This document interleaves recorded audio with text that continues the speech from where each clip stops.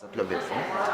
Il y a 13 ans, quand Cindy Garneau a décidé de s'impliquer avec la fondation du CLSC, c'était suite au décès de ma mère.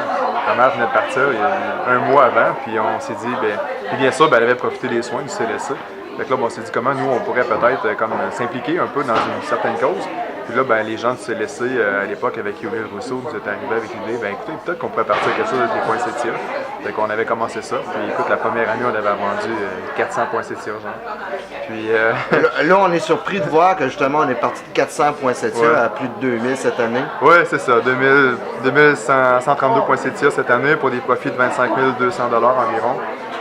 C'est magique. C'est vraiment, vraiment le fun. Puis c'est une super belle campagne. Puis tantôt, les gens le disaient à l'avant, c'est une campagne où la bonne humeur est au rendez-vous. Je ne savais même pas qu'il y avait autant de bénévoles. Tantôt, Gilles disait 130 bénévoles. Écoute, je sais qu'il y en a beaucoup des bénévoles qui s'impliquent, mais 130, c'est énorme. Bref, c'est une belle campagne. Ça me fait vraiment plaisir de s'impliquer dans cette cause-là. Puis on va continuer sur ça. Merci. Merci. Bienvenue. Gilles, rappelle-moi un peu la mission de la Fondation du CLSC. La mission de la Fondation, essentiellement, c'est d'acheter des équipements pour le maintien et le soutien à domicile. Ça peut être suite à quelque chose qui ne sera pas permanent, une opération, puis on retourne les gens à la maison, ou ça peut être quelque chose de permanent, puis là on parle de perte d'autonomie, on parle de personnes âgées aussi.